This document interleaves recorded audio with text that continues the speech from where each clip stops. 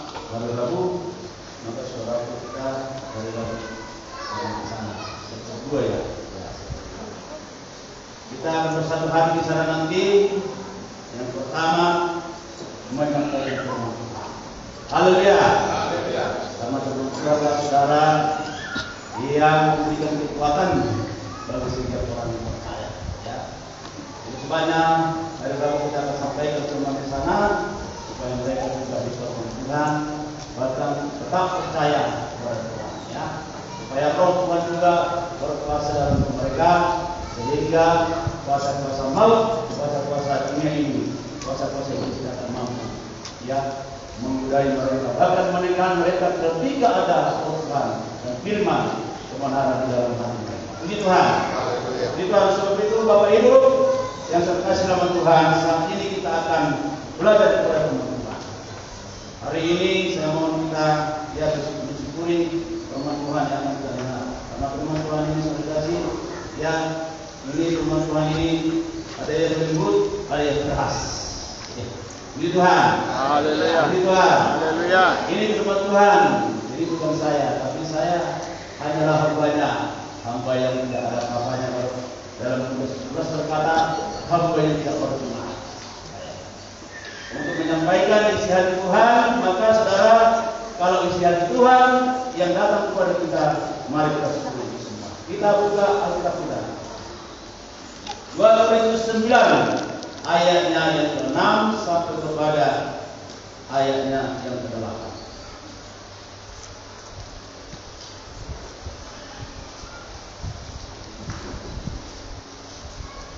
Korintus 9 ayatnya yang ke-6 sampai ayat ke-8. Kita baca bersama dalam hitungan yang ketiga. 1, 2, 3 ya. Camkanlah ini, orang yang menabur sedikit akan menuai sedikit juga, dan orang yang menabur banyak akan menuai banyak juga. Hendaklah masing-masing memberikan menurut kedatangan hatinya, jangan dengan sedih hati atau dengan paksaan, sebab Allah mengasihi orang yang memberi dengan sukacita, dan Allah sanggup melimpahkan segala karunia kepada kamu, supaya kamu senantiasa bersyukur dalam segala sesuatu dan malah bergembira dalam berbagai kebajikan. Puji Tuhan. Haleluya. Firman Tuhan, saudaraku, ini yang disampaikan oleh Paulus sebagai rasulnya Yesus kepada jemaat yang ada di Korintus. Suratnya yang kedua kali ya kepada jemaat yang ada di Korintus, menyampaikan dan menerangkan bahwa orang yang menabur sedikit akan menuai sedikit juga, dan orang yang menabur banyak akan menuai banyak juga. Nah, saudara yang firman Tuhan, saya mau bertanya kepada kita, mana yang kita pilih? Apakah menabur sedikit atau menabur banyak? Tapi saudaraku, kalau saya menemukan firman Tuhan ini, apa yang disampaikan oleh Paulus ini, sudah tentu saudara kita memilih menabur banyak. Puji Tuhan. Haleluya. Menabur banyak. Saya salah satu contoh saudaraku, kalau di kampung saya, kalau saya tabur ladang saya hanya satu ranting katakan, maka hasilnya akan saya tuai dari hasil yang satu ranting saja. Tetapi kalau saya tabur dengan ladang yang luas, katakan itu 10 hektar, dengan benih yang banyak saya tabur di sana, sehingga saudara, hasil yang dari 10 hektar itu akan saya tuai. Bapak ini yang pertama. Itu sebabnya karena Tuhan selalu berkata, bagaimana selalu berkata, ada orang menabur, menyebarkan hartanya semakin banyak. Ada orang yang menghemat luar biasa, tidak ada kasih. Coba kita lihat firman Tuhan ini. Kalau kita salah di dalam Amsal, tentang berapa Amsal?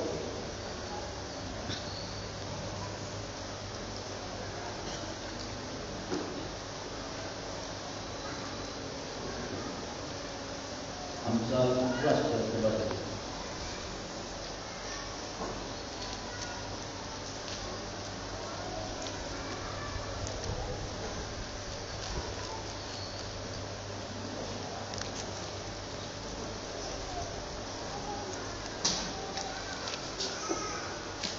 Ada yang mendapat Amsal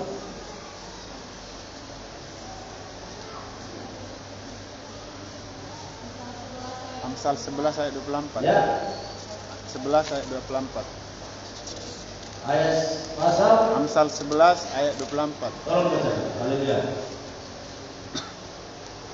Demikian firman Tuhan. Ya, Ada yang menyebar harta tetapi bertambah kaya. iya, haleluya. Ada yang menghemat secara luar biasa namun selalu berkekurangan. Iya. Ada yang menyebarkan harta kata Salomo, tetapi saudaraku bertambah kaya mereka. Ada juga saudara yang kasih Tuhan menghemat luar biasa hematnya, tetapi semakin menurun. Ini saudara kasih Tuhan yang diingatkan oleh Paulus. Maka Tuhan menginginkan saudaraku supaya semua jemaat-jemaat Tuhan yang sudah mengerti firman Tuhan, yang sudah menghidupi firman Tuhan, supaya menabur dengan benih yang banyak. Puji Tuhan. Haleluya. Puji Tuhan. Haleluya. Yang banyak. Supaya saudaraku kita menuai hasil yang banyak. Ini firman Tuhan saudara hamba Tuhan. Dan kalau dikatakan lagi di dalam ayat 7-nya, hendaklah masing-masing memberikan menurut kerelaan hatinya, jangan dengan sedih hati atau karena paksaan, sebab Allah mengasihi orang yang memberi dengan sukacita. Puji Tuhan. Haleluya. Hendaklah masing-masing dikatakan dalam firman Tuhan ini memberi menurut kerelaan hatinya, jangan dengan sedih hati. Kerelaan hati.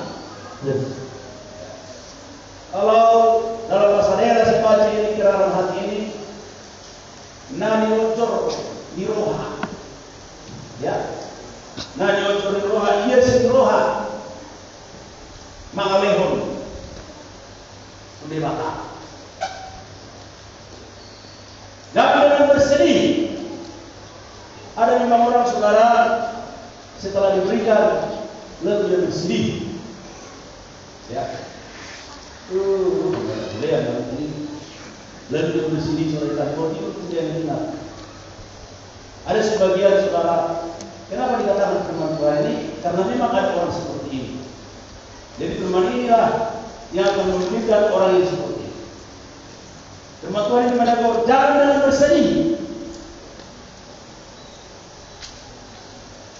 Dan yang bersedih ini saudara firman Tuhan, dan dikatakan lagi di dalam semua firman Tuhan ini, jangan dengan bersedih hati atau karena paksaan, mana nafsu terjual. Ada dua saudara rupanya, ya, tahu juga Paulus ini saudaraku. Mungkin dalam pelayanannya dia lihat ada juga saudara memberi dengan paksaan, nafsu terjual, mahal. Ya, barangkali dia sering kasih melihat orang, ya, sehingga dia paksa. Pernah seperti saudara Tuhan, seseorang meminta karena hadiah mahal juga. Lalu terlaku, nengah sih, mana soal tanya. Ajar ini. Lalu saudara Tuhan, Ada ketentuan ini. Lihat, ini dengan paksaan saudara tidak putus hati dan tidak rela hati yang dimaksud dalam firman Tuhan. Dan orang-orang yang seperti ini, Bapak Ibu berkasih Tuhan, Salomo juga menegaskan saudara kasih di dalam Amsal 24. Coba kita baca Amsal 23. Lihat saudara.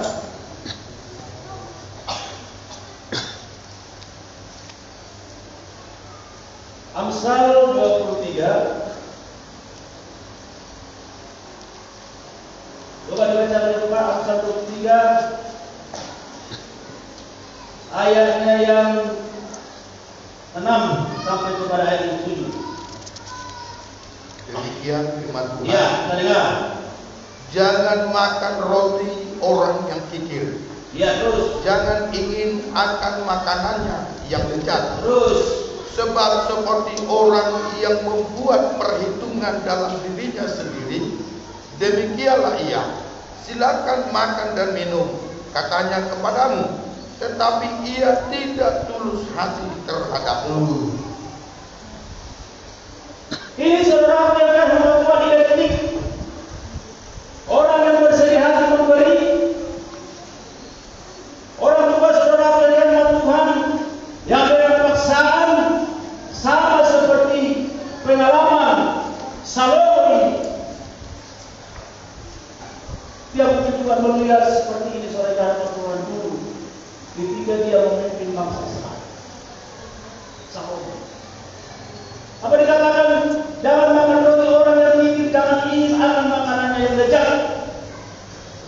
Orang yang paksaan memberi, orang juga serikasi yang bersedih ketika dia memberi. Maka ini identik dengan orang yang tinggi. Salomo serikasi melarang supaya jangan makan roti orang yang tinggi, jangan ingin makan akan makanannya yang lezat. Ya. Kalau saudara tahu sudah dia pikir, ya, saya pernah serikasi ada seseorang yang pikir di pikiran saya dulu waktu saya masih muda. Dia mampu saudara satu bungkus Indomie dalam satu hari. Dia masak Indominya, wah itu dimakan dua. Ya, dia habis itu nanti baru Indominya dimakan. Nakal saudara. Ini benar, teman saya dulu kerja di Papua. Kita ini kita tak perlu tahu karena kami sama-sama bekerja di Papua waktu masih muda. Ya, dari itu masih bisa lakukan bekerja bersama. Dia mampu seperti ini, dia hebat, sungguh luar biasa hebatnya. Kata Salomo. Tetapi saya melihat dengan saudaraku, bukan dia memiliki uang banyak atau uang lebih banyak daripada kami. Kehidupannya seperti itu, dan tidak ada saya di dalam hidupnya sukacita dan semangat. Selalu dia lemah, saudaraku, berjalan ke sana kemari, bekerja pun tidak ada semangat karena saking pikirnya, ya, sehingga juga saudara kasih, ya, sampai untuk dirinya sendiri pun dia hemat karena saking hemat pikirnya. Ya, satu bungkus Indomie, paginya serang tuanya, siangnya Indominya. Bayangkan sudah. Tapi saya lihat di negara tidak ada, ya, bekerja pun dia, ya, begitulah. Ya. Jangan makan kata Salomo ini. Dan yang ketujuhnya, sebab seperti orang yang membuat perhitungan dalam dirinya sendiri, demikianlah dia.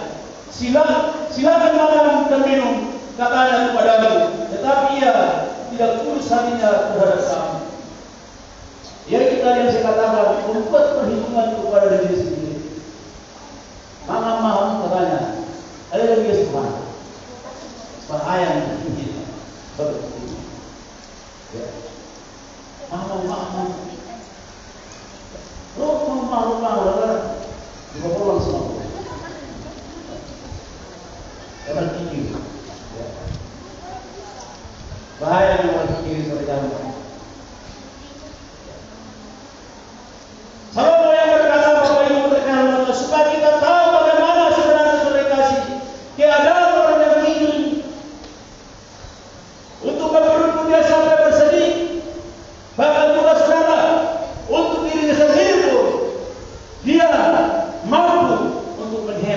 padahal hanya untuk dirinya sendiri. Ini sapi kikirnya saudara yang dari Tuhan. Ya. Katanya kepadamu, dikatakan dalam firman Tuhan ini, makan dan minum. Katanya kepadamu, tetapi ia tidak putus hati terhadapmu. Saudara yang Tuhan, inilah bentuk kehidupan orang yang selalu memberi tidak putus hati. Ya. Kalau sudah tidak putus hati, ada sesuatu saudara yang mengganjal di dalam kepribadian. Ada sesuatu yang mengganjal. Tetapi Paulus saudara dalam 2 Korintus tadi, sungguh-sungguh dia saudara memperingatkan dalam firman Tuhan ini, mengajari jemaat di sana. Ya.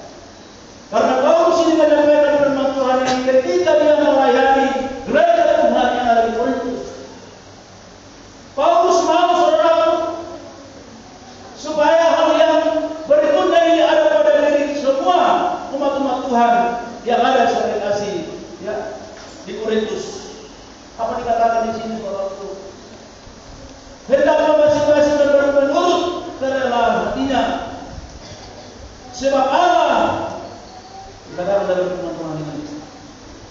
Sebab Allah mengasihi orang yang memberi dengan sukacita. Allah mengasihi orang yang memberi dengan sukacita. Puji Tuhan. Haleluya. Puji Tuhan. Haleluya. Ini menjadi bagian kita Bapak Ibu sekalian, memberi dengan rela hati, dengan tulus dan ikhlas. Sebab itulah yang diinginkan Tuhan daripada jemaat-jemaat Tuhan, memberi saudara dengan sukacita. Bagaimana memberi dengan sukacita? Ras subhana ma'alaikum. Ya. Memberi kepada Tuhan melalui pekerjaan-pekerjaan Tuhan. Ya. Melalui saudaraku mendukung pelayanan Tuhan. Selalu ada sukacita untuk memberi saudaraku.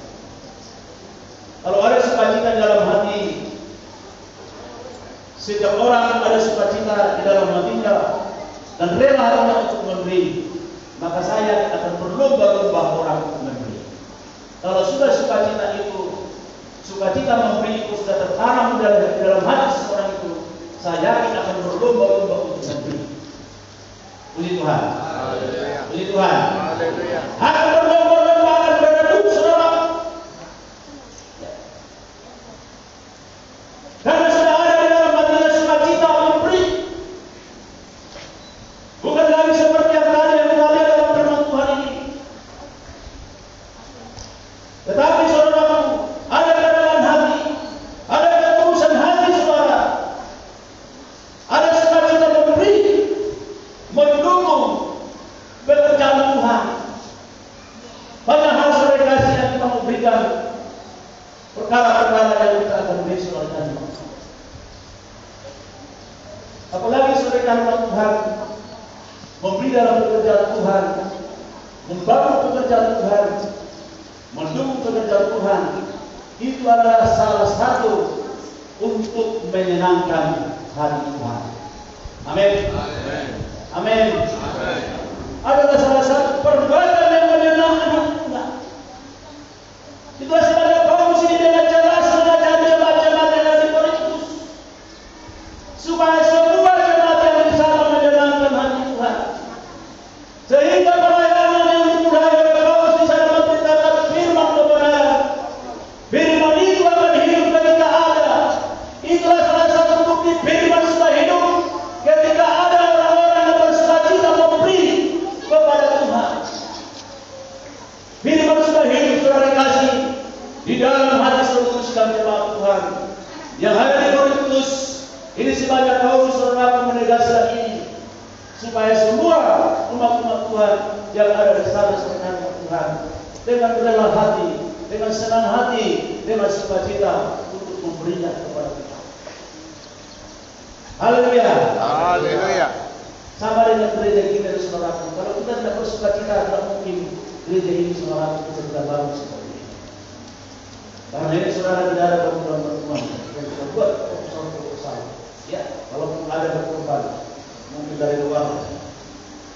Jadi bukan tiba-tiba persoalan mereka yang berkorban. Ya. Tetapi semua ini saudara kasih pekerjaan Tuhan yang dipercayakan kepada jemaat Tuhan, sehingga saudara kasih pekerjaan Tuhan yang dipercayakan kepada kita terbuktilah saudara melalui hasil yang sudah dapat kita kerjakan. Berdoa untuk memberi, jika sudah ada sukacita memberi dalam hati kita. Berdoa untuk memberi, ketika sudah ada dalam hati untuk memberi dalam hati kita. Ini yang perlu kita tanamkan di dalam hati kita, saudara, sehingga saudara firman akan bekerja dan mengalir sebagai karya Tuhan di tengah-tengah kehidupan kita, bahkan di tengah-tengah pelayanan kita. Puji Tuhan.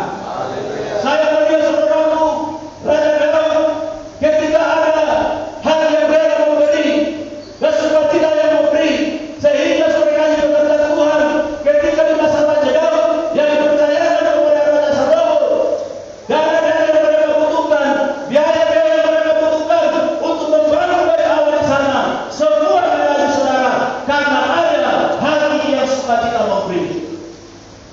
Coba kita lihat ayat teman-teman.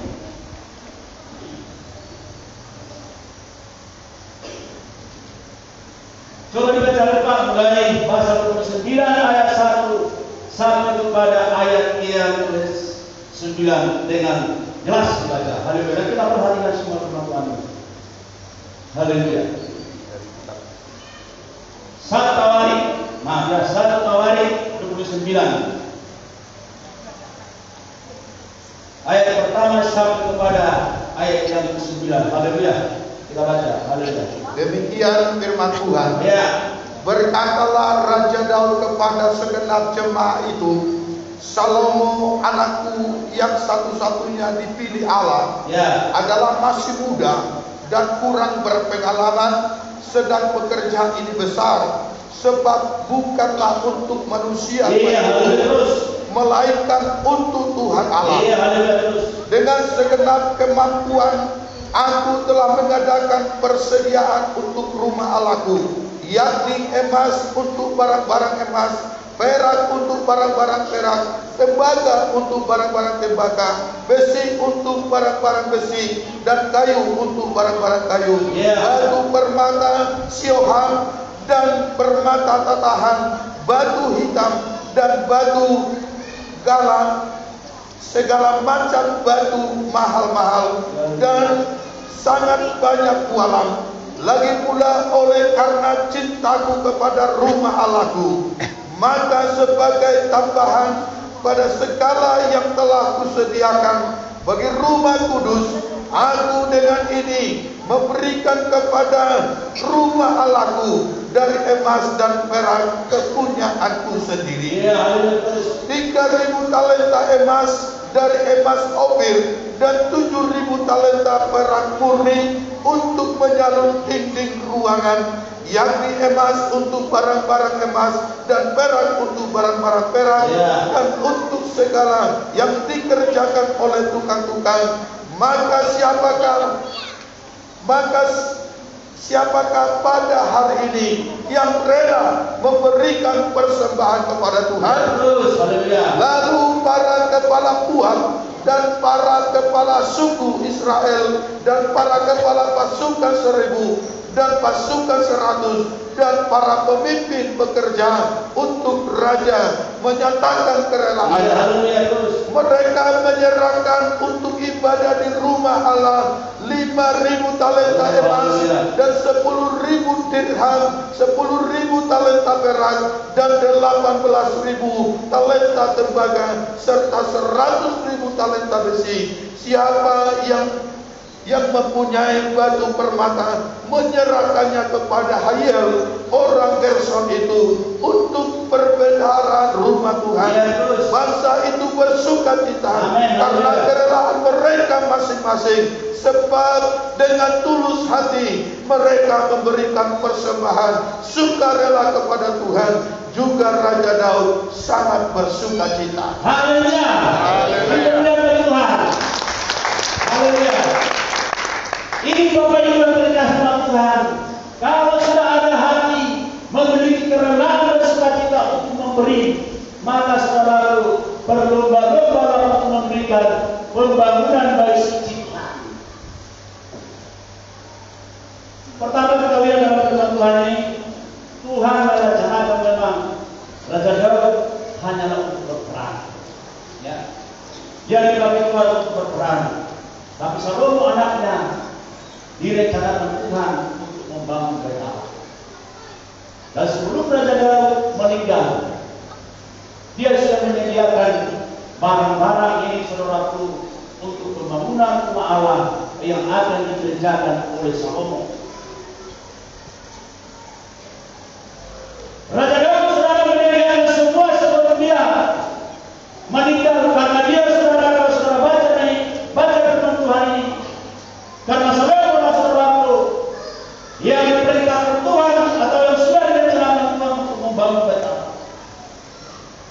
Tapi saudara, untuk persiapan barang-barang untuk pembangunan rumah Tuhan, Raja Daud persiapkan semua. Dia yang pertama saudara mempersiapkan, ada perak, ada emas, ada kayu, ada batu-batu yang mahal. Dia persiapkan untuk membuat rumah Allah. Dan bukan hanya di situ saudara yang dirahmati Tuhan.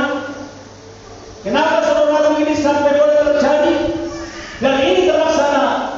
Karena di dalam hati Raja Daud saudara kasih, seperti yang dikatakan di ayat 3-nya, lagi pula oleh karena cintaku kepada rumah Allahku, maka sebagai tambahan dari segala yang telah disediakan bagi Tuhan Kudus, aku lagi memberikan kepada rumah Allahku dari emas dan dari perak kepunyaanku sendiri. Puji Tuhan. Karena cintanya Raja Daud kepada rumah Allah. Ini sebenarnya saya kasih, kalau sudah ada cinta di dalam hati yang sudah tumbuh dan bergejolak, maka sudah dikasih apapun hambatan tidak akan pernah mampu untuk menghalalkan. Tapi sudah ada cinta. Daud sudah dikasih negara dalam firman Tuhan ini, dia mencintai rumah Tuhan sehingga dia menyediakan kepada saudaraku kemudahan sendiri diberikan untuk pembangunan bait Allah saudara, karena ada cinta di dalam hatinya kepada rumah Tuhan. Puji Tuhan. Haleluya. Tuhan. Haleluya. Saudara, di tempat ini saudaraku, kalau tidak ada cinta ke rumah Tuhan ini, tidak mungkin kita bisa melaksanakan pembangunan bait gereja. Saya yakin semua yang di sini cinta akan rumah Tuhan ini. Puji Tuhan. Haleluya. Puji Tuhan. Haleluya. Sebab saya kasih pekerjaan dan pekerjaan ini terlaksana seperti yang sudah kita lihat ini saudara. Karena sudah ada cinta di dalam hati untuk rumah Tuhan. Dengan kata lain, karena sudah hatinya terpikat kepada rumah Tuhan, sehingga dia sudah kasih bersukacita, rela sudah kasih untuk memberikan apa saja yang dia miliki, seperti Raja Daud ini. Dia memberikan tambahan kepada rumah Tuhan ini untuk menambah yang sudah ada di sekitar rumah Tuhan. Dilakukan oleh Raja Daud karena dia memiliki cinta kepada rumah Tuhan di dalam hati. Hatinya bergejolak, cintanya bergejolak ke rumah Tuhan. Puji Tuhan. Haleluya. Jadi saudara, kita anak-anak Tuhan, umat-umat Tuhan yang ada di sini, ya, harus ada cinta di dalam hati kita ke rumah Tuhan. Haleluya. Haleluya. Haleluya. Haleluya. Cinta akan membuat saudara, akan membuat saudara mampu bergerak, mampu mendengar saudara, mampu melayani wanita yang sudah ada cinta dalam hati kita, cinta Tuhan, cinta rumah Tuhan. Ini akan membuat saudara bergerak. Ketika ada cinta kepada rumah Tuhan, maka saudara akan lebih Yesus saudara, karena tidak ada